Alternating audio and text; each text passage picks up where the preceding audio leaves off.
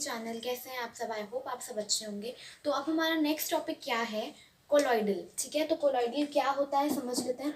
तो कोलॉइडल को हम लोग कोलॉइडल सोल्यूशन या कोलॉइड भी बोल सकते हैं। ठीक है, तो क्या बताया गया? A colloidal solution is a uniform solution. जो भी डेफिनेशन है इसको ध्यान से सुनिएगा। अ कोलॉइडल सोल्यूशन और a colloid is a uniform solution of two और मोर सब्सटेंसेस। मतलब कि जो कोलॉइडल सोल्यूशन है वो एक यूनिफॉर्म सोल्यूशन है। अभी मैं आगे अच्छे से एक्सप्लेन करूंगी, don't worry. The particles are relatively very small that the solution appears as homogeneous mixture but it is not.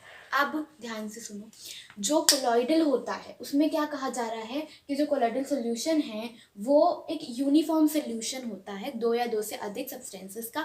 लेकिन इसके जो पार्टिकल्स होते हैं वो इतने छोटे होते कि वो देखने में लगता है होमोजीनियस है, बट एक्चुअली में वो हेट्रोजीनियस होता है। इस चीज़ को ध्यान से आप नोट कर लेना कि चाहे कोलॉइड हो या चाहे सस्पेंशन हो, चाहे कोलॉइड हो चाहे सस्पेंशन हो, दोनों क्या हैं? हेट्रोजीनियस हैं, होमोजीनियस नहीं है। ठीक है, सस्पेंशन में हम लोगों ने क्या देखा था कि हम लोग उसको नेकेड आई से देख सकते हैं, मतलब उसके जो पार्टिकल्स होते हैं उसको हम लोग नेकेड आई से देख सकते हैं। लेकिन कोलॉइड में क्या है, उसके जो पार्टिकल है वो हम लोग नहीं देख सकते। ठीक है, एक बार और एक्सप्लेन कर देती हूँ। जो कोलॉइडल सोल्यूशन होता है वो एक यूनिफॉर्म मिक्सचर होता है दो या दो से अधिक सब्सटेंसेस का। इसके जो पार्टिकल होते हैं, इसके जो कण होते हैं वो इतने छोटे छोटे होते हैं कि हम लोग उसको देख नहीं सकते, और वो देखने में लगता है कि वो होमोजीनियस है, बट जेन्युइनली वो होमोजीनियस नहीं होते हैं। अब इसके एग्जाम्पल मडी वाटर यानी जो कीचड़ का पानी होता है। तो अभी एक मैंने एग्जाम्पल में आपको सैंड और वाटर बताया था। तो सैंड और वाटर और मडी वाटर दोनों सुनने में वेरी सिमिलर, बहुत सिमिलर लगते होंगे कि मडी वाटर और सैंड वाटर एक ही होता है। लेकिन सैंड वाटर क्या होता है? जो सैंड खाली जो बालू होती है, जो घर बनाने में कभी कभी यूज होती है बालू, वो सैंड होती है और उसमें हम लोग पानी मिक्स करते हैं तो वो नीचे जाके बैठ जाती है। लेकिन मडी वाटर ऐसा नहीं होता। मडी वाटर जब बारिश होती है तो आपने देखा होगा जो घर के बाहर कीचड़ इकट्ठा हो जाता है वो होता है हमारा मडी वाटर। तो अगर उसको हम लोग एक ग्लास में, एक ट्रांसपेरेंट ग्लास में अगर निकालेंगे तो आपको देखने में वो लगेगा ही नहीं कि इसके अंदर कोई पार्टिकल है भी, लेकिन उसके अंदर छोटे छोटे, बहुत छोटे छोटे पार्टिकल्स होते हैं। तो यही एग्जाम्पल है कोलॉइडल का। ठीक है, नेक्स्ट क्या है हमारा? डिस्पर्स्ड फेज और डिस्पर्जन मीडियम। ये क्या होता है भाई?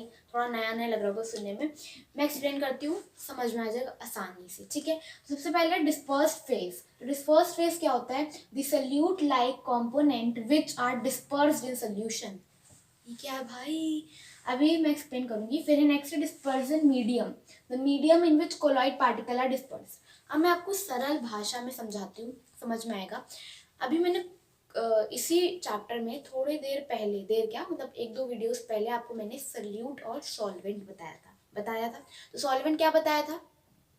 एग्जाम्पल के तौर पे बताती हूँ। सॉल्वेंट वाटर बताया था और सॉल्यूट नमक, सॉल्ट बताया था। तो सॉल्ट कम क्वांटिटी में होता है और सॉल्वेंट ज़्यादा क्वांटिटी में होता है। तो सॉल्वेंट क्या होता है? जिस चीज़ के अंदर किसी चीज़ को मिलाया जा रहा है, और सॉल्यूट क्या होता है? जिस चीज़ को मिलाया जा रहा होता है। तो इसमें क्या है? तो डिस्पर्स्ड फेज वो होता है, इसमें क्या लिखा है? Solute like component. तो यही चीज़ समझ लो, सॉल्यूट लाइक कॉम्पोनेंट मतलब कि ये सॉल्यूट है। ठीक है, अभी मैं एग्जांपल समझाऊंगी, बहुत अच्छे से समझ में आ जाएगा, जस्ट वेट। डिस्पर्जन मीडियम में क्या होता है? मान लो क्या है ही, ये सॉल्वेंट है। अब एग्जांपल से समझते हैं। इन एयर, सॉरी एक चीज़ और समझा देती हूँ। जो डिस्पर्स्ड फेज होता है वो कम क्वांटिटी में प्रेजेंट होता है और जो डिस्पर्जन मीडियम होता है वो ज़्यादा क्वांटिटी में प्रेजेंट होता है। ठीक है, एग्जाम्पल के तौर पे, in smoke air is present in large amount and colloidal particles of carbon is present in small amount, therefore air is dispersion medium and carbon is dispersed phase। I hope आप समझ में आया होगा। क्या बताया जा रहा है कि जो स्मोक होता है उसमें जो एयर होती है, स्मोक में जो एयर होती है वो ज़्यादा अमाउंट में प्रेजेंट होती है, और जो कार्बन होता है वो स्मॉल अमाउंट में प्रेजेंट होता है। कार्बन यानी CO2, कार्बन डाइऑक्साइड होता है, तो उसमें CO2 जो होता है वो कम अमाउंट में प्रेजेंट होता है। तो इसीलिए जो एयर है वो डिस्पर्जन मीडियम है और जो कार्बन है वो डिस्पर्स फेज है। ठीक है, अब मैं आपको अच्छे से समझाती हूँ कि जो डिस्पर्जन मीडियम होता है, डिस्पर्स्ड फेज में डिफरेंस क्या है। डिस्पर्स्ड फेज वो होता है जिसकी क्वांटिटी कम होती है और वो एक सॉल्यूट लाइक सब्सटेंस होता है, लेकिन जो डिस्पर्जन मीडियम है वो ऐसा वो सॉल्वेंट की तरह होता है जो लार्जर क्वांटिटी में प्रेजेंट होता है। तो जैसे कि एयर हो गया, तो एयर ज़्यादा क्वांटिटी में प्रेजेंट है तो डिस्पर्जन मीडियम हो गया वो, और CO2 है वो कम क्वांटिटी में प्रेजेंट है, यानी कार्बन कम क्वांटिटी में प्रेजेंट है तो वो डिस्पर्स्ड फेज हो गया। ठीक है, अब प्रॉपर्टीज ऑफ कोलॉइड समझ लेते हैं।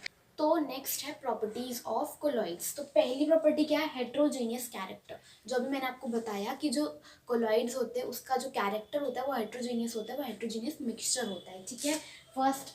सेकेंड है size of particle is less than 200 nanometer and more than 1 nanometer. जो इसके पार्टिकल का साइज होता है वो 200 नैनोमीटर से कम होता है और 1 नैनोमीटर से ज़्यादा होता है।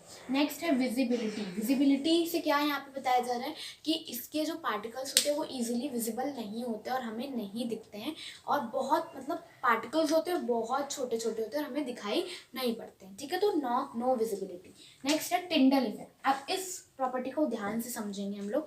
टिंडल इफेक्ट क्या बताता है? टिंडल इफेक्ट की अगर हम लोग डेफिनेशन की बात करें तो मैं यहाँ पे नोट कर देती हूँ, स्कैटरिंग, मेरी राइटिंग को पता नहीं क्या हो गया, scattering a beam of light by colloid particle,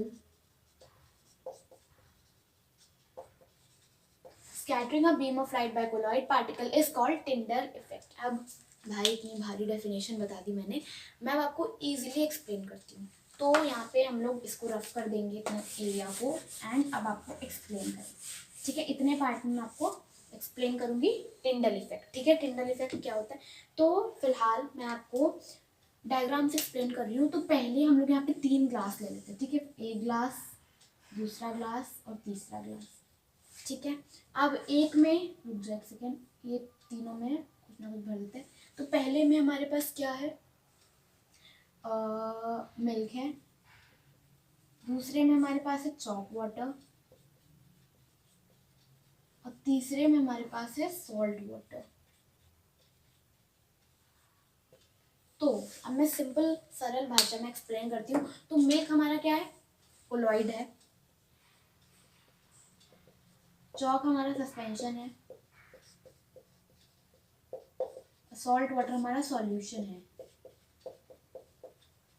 कौन सा है कौन सा नहीं वो इसमें नहीं देखना है। तो अब हम लोगों को एक लाइट की वो लेनी, जैसे अगर आप लोग अगर घर पे एक्सपेरिमेंट कर रहे हो तो 3 ग्लासेस में पहले तो ये सब चीज़ें करो। चॉक वाटर में हमें क्या करना है, मिल्क तो नॉर्मली हो गई, सॉल्ट वाटर में सॉल्ट को पानी मिक्स करना है, चॉक वाटर में चॉक जो होती है उसका पाउडर बना के पानी में मिक्स कर लेना है। तो मिल्क तो पूरी तरीके से डिजॉल्वेबल है, उसमें क्या ही डिजॉल्व होगा नॉर्मली।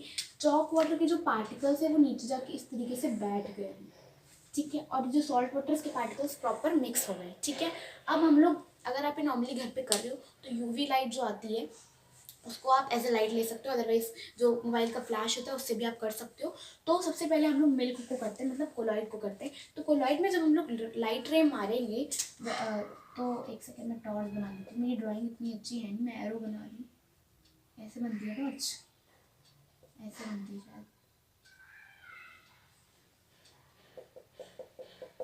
ये जो भी है समझ जाओ, ये टॉर्च है। ठीक है, तो मैंने टॉर्च से जब मिल्क में लाइट मारी तो जो लाइट है वो स्कैटर हो गई, स्कैटर यानी पूरे में फैल गई।